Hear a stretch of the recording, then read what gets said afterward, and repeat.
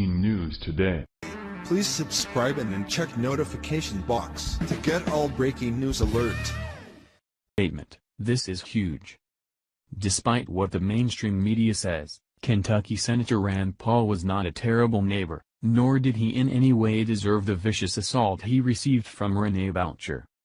According to Paul's wife, hateful reporting has twisted the story so as to make her husband partially responsible for the attack. In an op-ed that Kelley Paul wrote for CNN, she took outlets like the Daily Mail and others to task for spreading lies about her seriously injured husband. It is incredibly hurtful that some news outlets have victimized Rand a second time as he struggles to recover, delighting in hateful headlines like "Not a Perfect Neighbor," and concocting theories about an ongoing dispute, based on nothing more than speculation from an attention-seeking person with no knowledge of anything to do with us, Paul wrote. Also, according to Mrs. Paul, the attacker had not communicated with Paul in over 10 years. The fact is, neither Rand nor I have spoken to the attacker in 10 years, since before his wife and children moved away, other than a casual wave from the car. Nobody in our family has, nor have we communicated with anyone in his family. With Rand's travel to D.C. in the last 7 years, he has rarely seen this man at all. Some conservative media outlets have described Paul's attacker, Rene Boucher, as a socialist who harbors hatred towards Paul's libertarian politics.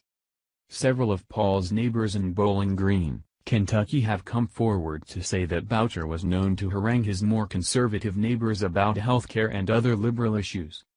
Jeff Jones, a registered nurse who worked alongside Boucher at the Bowling Green Medical Center, has characterized Boucher's politics as liberal.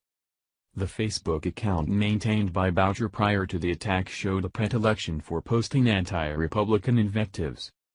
Given this circumstantial information, it would appear that Boucher's attack was politically motivated. Kelley Paul believes this as well, saying that the reasons for Boucher's assault were all in his mind.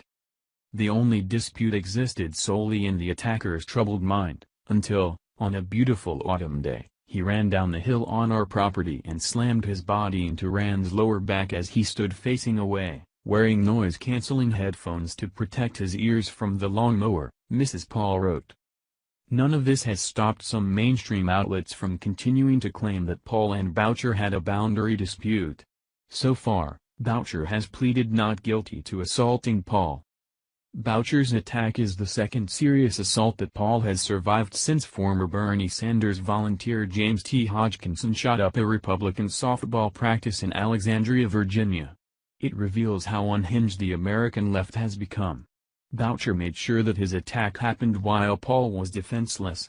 Furthermore, despite initial reports that Boucher only caused minor injuries, Kelley Paul says that her husband's broken ribs, retained fluid, and struggles with pneumonia have made even the necessary act of breathing painful.